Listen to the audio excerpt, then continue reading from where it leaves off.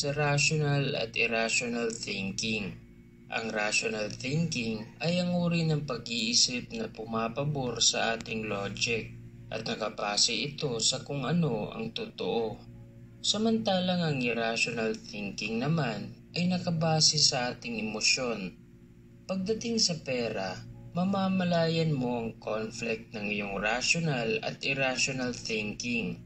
Ang iyong logic ay nagsasabing kailangan mong mag-ipon, mag-budget at iwasan ang mag-overspend. Alam niya na kailangan mong paghandaan ng maaga ang mga mahahalagang bagay para hindi ka mahihirapan sa huli.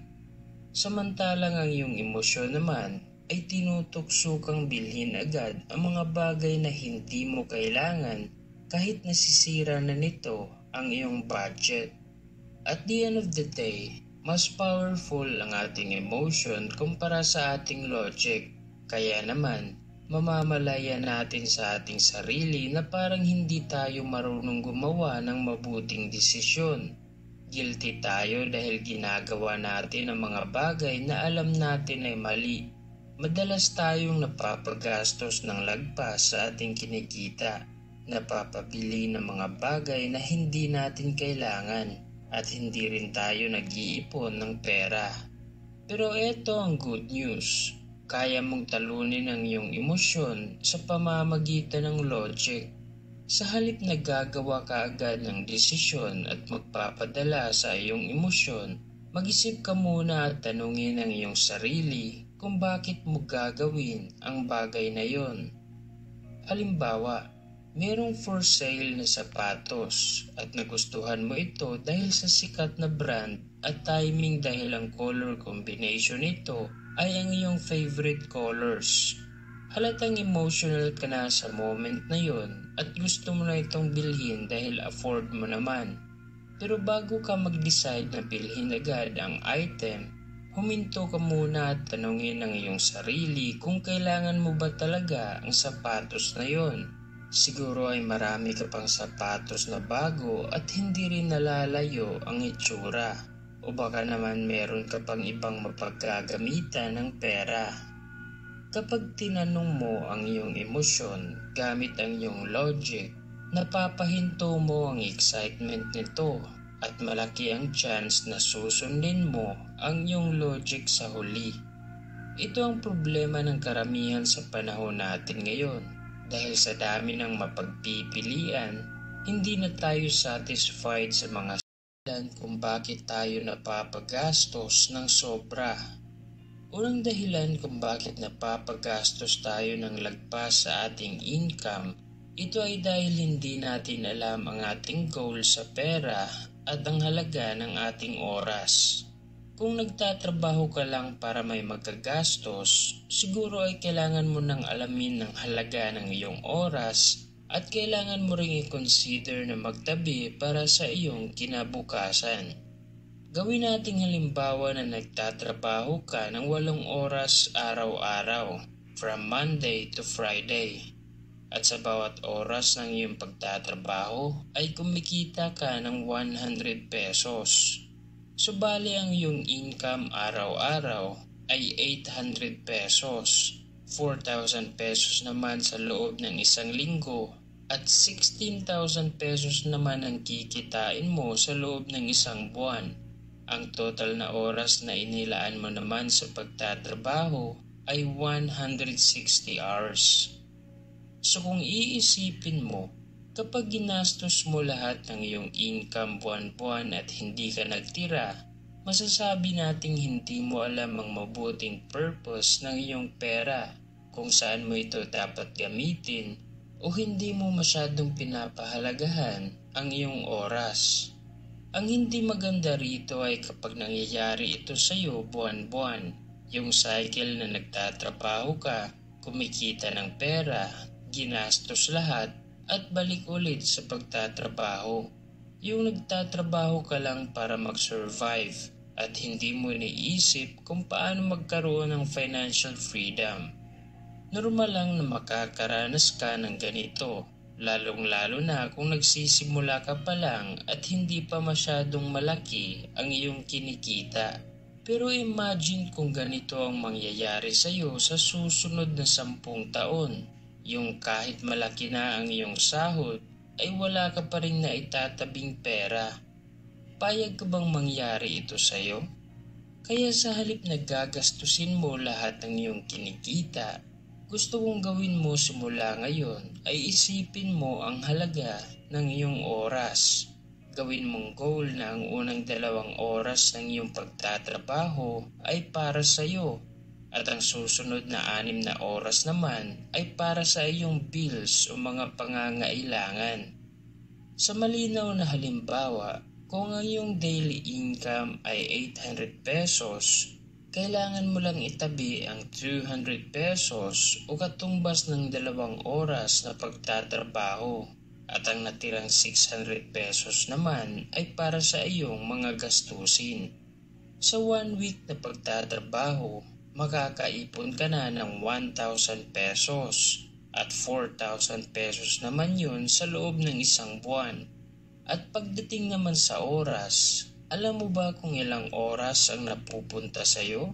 40 hours o katumbas ng 1 linggong pagtatrabaho. Kung dati ang 1 buwan na sahod ay napupunta lahat sa gastos, ngayon ay 3 weeks na lang dahil na itatabi mo na ang income sa 1 linggo. Kaya isipin mo mabuti kung bakit ka nagtatrabaho ngayon. I-manage mo ng maayos ang iyong pera at pahalagahan mo rin ang iyong oras. Pangalawang dahilan kung bakit tayo napapagastos ng sobra, yun ay dahil sa boredom. Isipin mo na merong 2 uri ng chemicals na tumatakbo sa ating katawan para itong fuel o gasolina ng ating emotion. Ang unang chemical ay si stress. Ito yung chemical na tumatakbo sa tuwing kulang ka sa tulog, pagod na pagod ka sa trabaho, at nagdudulot ito ng boredom. At ang pangalawang chemical naman ay si happiness. Ito naman yung rewarding na pakiramdam o kapag meron kang na-achieve na isang goal. Matik na sa ating lahat na gusto nating lamang palagi si happiness kumpara kay stress. Gusto nating magkaroon ng sapat na energy at positive emotion at naghahanap tayo palagi ng paraan para ma-maintain ito. Kaya ano ang madalas nating ginagawa sa tuwing stress tayo? Bumibili ng mga bagay na sa tingin natin ay magbibigay sa atin ng saya. Kung merong tinatawag na stress eating, meron ding tinatawag na stress buying. Yung napapagastos ka dahil sa stress. Iisipin mo agad na dahil pagod na pagod ka sa iyong trabaho, kailangan mong bigyan ng reward ang iyong sarili. Deserve mong magkaroon ng latest iPhone, makakain ng mga masasarap na pagkain, makapagbakasyon, magkaroon ng mamahalin na bag o sapatos, at iba pang mga bagay na magbibigay satisfaction sa iyo. Wala namang masama kung bibigyan mo ng reward ang iyong sarili as long as hindi mo nagagastos lahat ng iyong income para dito. Pangatlong dahilan kung bakit tayo nag-o-overspend, ito ay dahil sa ating insecurities. Siguro ay familiar ka na sa quote na we buy things we don't need with money we don't have to impress people we don't like. At totoo ito sa karamihan. Napapagastos sila dahil sa kagustuhang magpa-impress o gusto ring makisabay sa uso. Kapag merong cellphone ng kanyang kaibigan, maghahanap din siya ng paraan para makabili ng bago. Kahit 6 months old pa ang kanyang cellphone at hindi pa ito nalalayo sa latest model. Totoo naman na magaan sa pakiramdam kung sa tingin mo ay hindi ka nalalayo sa iyong mga kaibigan. Yung natatanggap mo ang kanilang mga papuri at na-appreciate ka nila. Pero ang ganitong bagay ay panandalian lamang. Maganda lang ito sa umpisa, pero in the long run, hindi ito magbibigay sa iyo ng tunay na satisfaction. dahil ginagawa mo lang ang mga bagay na nakabase sa expectations ng ibang tao. Kung meron kang ganitong ugali, simulan mo nang baguhin ito ngayon dahil ang katotohanan ay hindi mo mapiplease lahat ng tao at hindi mo rin kailangang gumastos para lang magpa-impress. At ang pangapat na dahilan kung bakit tayo napapagastos ng sobra, yun ay dahil wala tayong budget na sinusunod. Kung nahihirapan kang mag-ipon buwan-buwan, paano maiwasan ang mag-overspend? Dahil ay meron ka ng ideya sa mga iilang dahilan kung bakit tayo napapagastos ng sobra, ngayon ay kailangan mo namang malaman ang mga pamamaraan kung paano mo ito maiiwasan. Unang paraan ay mag-develop ka ng good money habits. Ang ating sitwasyon sa kaperahan ay refleksyon lamang o resulta ng ating mga habit. Ang habit ay isa sa mga dahilan kung bakit magkaiba ang desisyon ng mga mahihirap at mayayaman sa tuwing nakakatanggap sila ng pera. Ang mga mayayaman ay lalong yumayaman paglipas ng panahon dahil nasa ugali na nila ang mag-ipon at mag-invest. Meron silang tinatawag na good money habits. Minamanage nila ng maayos ang kanilang pera at meron din silang control sa paggastos. Kaya kahit anong pagsubok ang darating sa buhay nila, babalik at babalik pa rin sila sa pagiging mayaman. Samantala ang mga mahihirap naman ay merong bad money habits. Kahit nakakatanggap sila ng malaking halaga, hindi ito lumalago o naiipon dahil wala silang ibang alam kundi ang gumastos. Mahalagang ma-develop mo ang magkaroon ng good money habits dahil ang resulta ay hindi instant na nangyayari.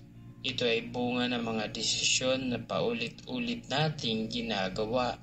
Kung ugali mong gumawa ng budget, kung inuuna mo palagi ang pag-iipon, kung alam mo ang daloy ng iyong pera, kung seryoso kang mabigyan ng magandang kinabukasan ng iyong sarili, paniguradong maiiwasan mo na ang mag-overspend.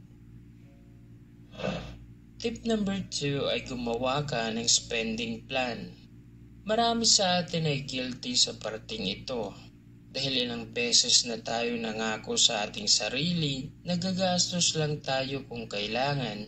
Pero sa huli napapagastos pa rin tayo ng wala sa oras at madalas na napapabili ng mga unnecessary na bagay.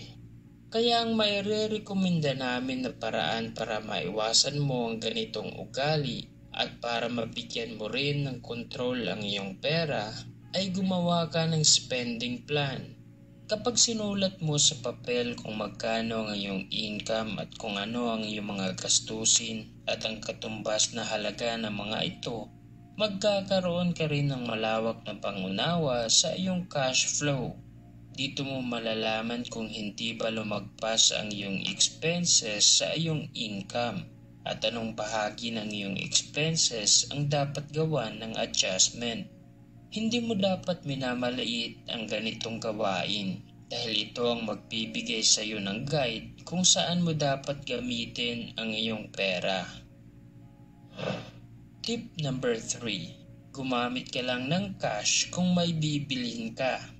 Isang temptation na meron sa credit card ay ang paggastos ng higit pa sa kailangan natin. Dahil sa ideya ng buy now, pay later, hindi na rin tayo aware na napapagastos na tayo ng sobra o napapabili ng hindi kailangan. Pero marami namang magandang benefit ang makukuha sa paggamit ng credit card. Gaya na lang ng pagbuo ng credit score, pagkuha ng cashback, reward points at iba pa. Magandang tulong ang naibibigay nito kung gagamitin natin ito ng maayos. Pero unfortunately, karamihan sa atin ay nagkakaroon ng malaking utang dahil dito. Kaya kung namamalayan mo na parang hindi effective ang paggamit ng credit card, subukan mo ang cash. Marami nang nagawang pag-aaral na mas effective ang paggamit ng cash kumpara sa credit card dahil mararamdaman mo na nagbabayad ka dahil